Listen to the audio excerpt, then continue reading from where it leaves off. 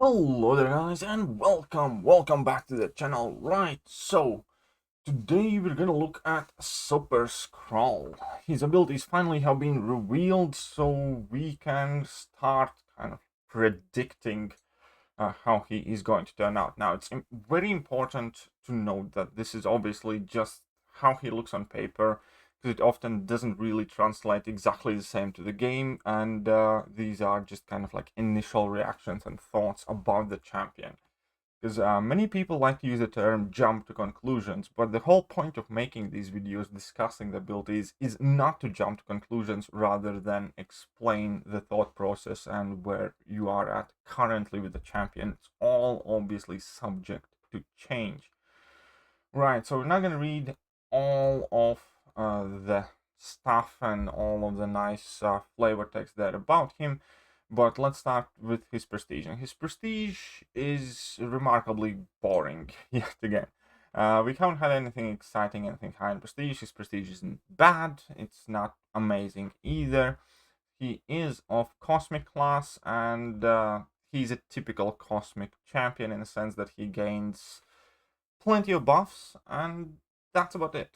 Now, there are some cool things, the fact that he can access Incinerate, and he's Shock and Incinerate immune, and he has a few other bits and bobs, but overall, I'm just feeling that Cosmic Class in general is kind of stuck in a rut a bit. It's like, okay, champions gain armor buffs and fury buffs or whatever buffs, but they don't really do much, with like very few exceptions released recently. Like we had Captain Marvel movie in 2019, Cosmic Ghost Rider in 2020, but then pretty much everything else comes out, lays on quite flat. Now, hopefully, obviously, we're gonna get some crazy numbers out of him than we got from Cosmic Ghost Rider, and there is that possibility. But it's always bad sign when you need to leave the character's viability and potential in the hands of the numbers. Typically, when a great champion is released, you can see it based on some utilities that can't be overlooked. Now, it's not the case here, unfortunately. But there's still plenty of things that could turn out to be awesome.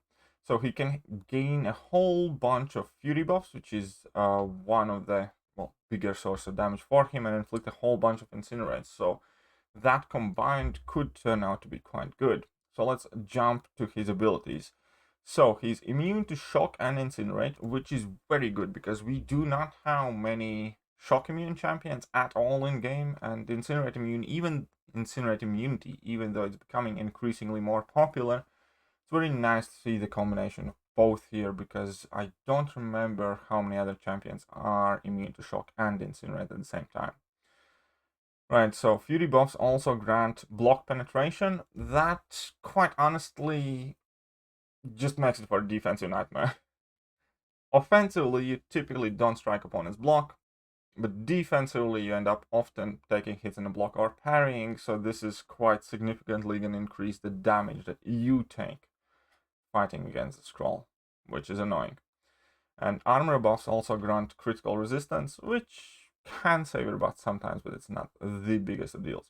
Right, so he has this hypnotic gaze, and after a cooldown of 25 seconds, inflict a falter debuff on the opponent. This falter debuff lasts for 1 second, causes all attacks to miss, and begins paused. Falters unpaused when Super Skrull is struck, blocks an attack, or an opponent misses. When this falter expires, there is 100% chance that it's replaced with an energy vulnerability debuff that reduces energy resist by 1400 for 5 seconds.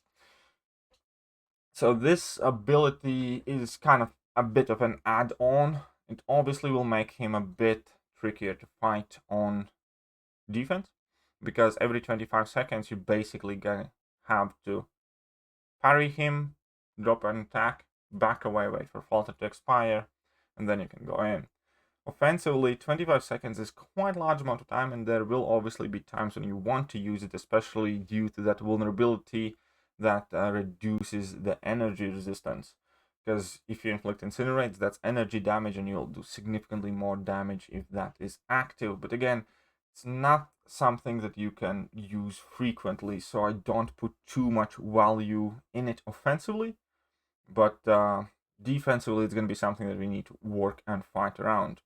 Now we have Cosmic Energy Receptors. Every 1 second Super Skrull reaches, oh, let me scroll down here a bit.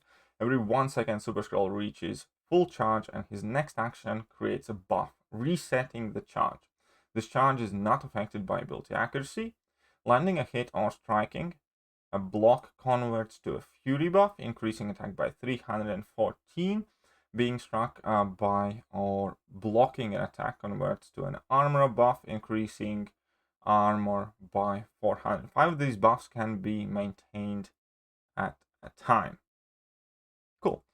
So it's a bit similar to how, I don't know, Hitmonkey enters his phases or Carnage generates his buffs. Basically, every 1 second you gain 1 charge, and that charge converts either into a Fury or armor up, depending on your next action.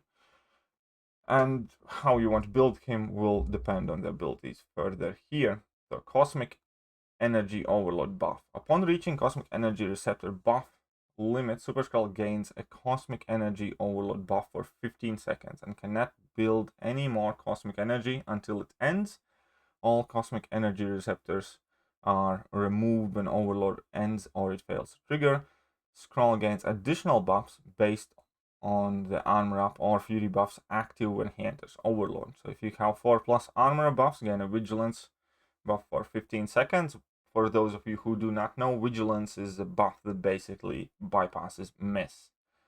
Now, 8+ armor buffs, gain an unblockable buff for 15 seconds, and I think this is the one that we're going to have to worry about the most defensively, because there will be times when he's just going to go unblockable for 15 seconds, which is going to be a pain. Right, so 4+ Fury buffs, gain an Undermine debuff for 15 seconds, granting unblockable to any hit which the opponent auto-blocks. So you can cut through auto-blocks very easily.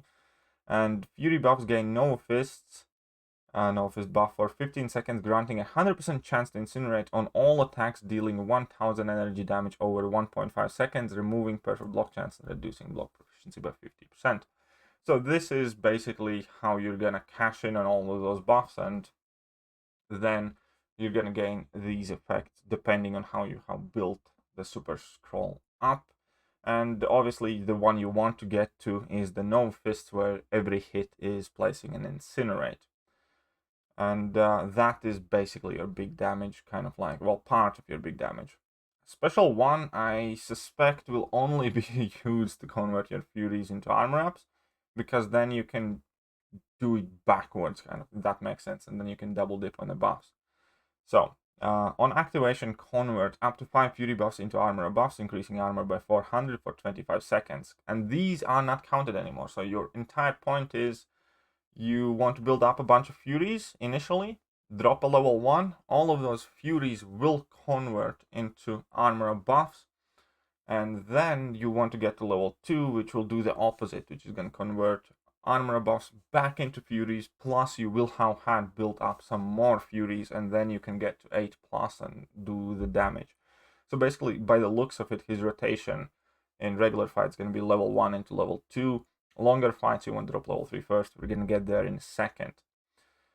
And yeah, speaking of level 2, on activation, convert up to 5 armor buffs into Fury buffs, increasing attack by 314 for 25 seconds. Each hit has 100% chance to cause an Incinerate on hit, doing 2500 energy damage over 15 seconds. And that is your big damage. So you want to get Fury buffs, then drop level 1, convert that into armor buffs, keep on building your Fury buffs, and then get to level 2, convert the first armor buffs into even more Fury buffs, and ideally at some point there you also enter the Cosmic Overload, and you just deal a ton of damage.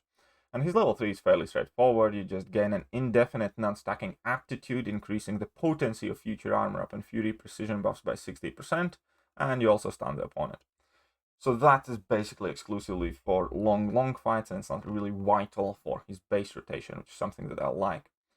And his signature ability is also fairly straightforward. Whilst in a Cosmic Energy Overload, Super Skrull gains a power gain buff, granting 3.55% of a bar of power per second. Cool. So you're going to gain a lot of power when you're overloaded. And that also means that synergy ability, I think, is going to be really needed to tie together his rotations, because you're gonna have to work with fair amount of clock watching. Overall, when it comes to the champion, I could be wrong here. I expect quite a lot of damage,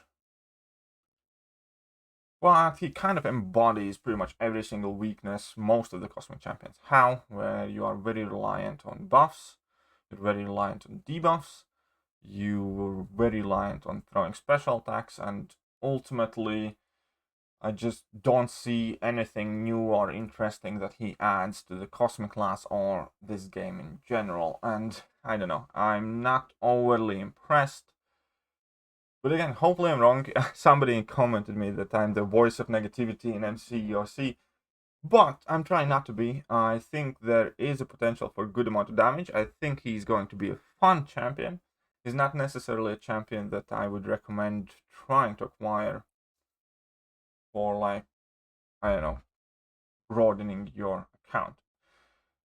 There are plenty better options, but he does look quite fun and quite interesting, and if his damage numbers are good enough, I'm sure that there's going to be sufficient enough hype train so that no matter what I say, people will still go crazy about him. Let's quickly check out his synergy abilities. A hostile takeover with Iron Fist Super Skrull. Each time you activate a Fury buff, there is a 100% chance to place an armor break on opponent lasting 4 seconds, reducing armor by 150. It's better than nothing, but 150 is a tiny armor break, and 4 seconds means that they won't last very much. So you're gonna have a couple of these active at a time for most part. Sometimes you're gonna get several of them. It's just too small and too short to be meaningful, I think. Iron Fist first 4 of Iron Fist personal armor break debuffs start paused while the opponent is suffering any armor break debuff. The next buff triggered on them will be immediately nullified, and armor break debuff is consumed. It's kind of neat, but Iron Fist needs a lot more than that. Now we have Wedding Crasher with Dr. Doom. It's a solo synergy and start the first fight with a Vigilance buff lasting 15 seconds. I don't think it's important enough. It's neat, but cool. I don't know. I just don't think it's anything too good. And the interesting bit here is at the bottom. Basically, he has all the Fantastic Four synergies that he can fill in for a slot in Fantastic Four. And I think that could potentially be the best use for him. Because currently, quite frequently, I find myself wanting to use like either Mr. Fantastic and Thing and perhaps Human Torch, obviously. Maybe not necessarily Invisible Woman.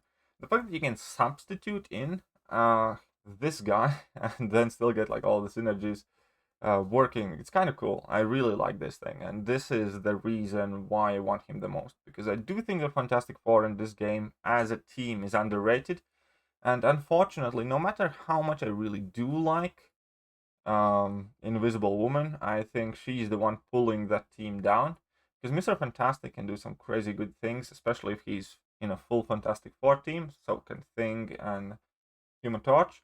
Now, Invisible Woman can do some great damage, but overall I just don't think she's on the same level as the other three are, and this could change that. So, when it comes to that aspect of the champion, I want him. I want him, and I want to see what kind of impact he brings to the Fantastic Four team, taking out Invisible Woman, adding this guy in, and then going at it. Right, all that being said, let me know what you guys think about Super Skrull, and are you excited, and how well do you think he is going to turn out? But that is me done for now, and I'm gonna catch you guys soon. See ya.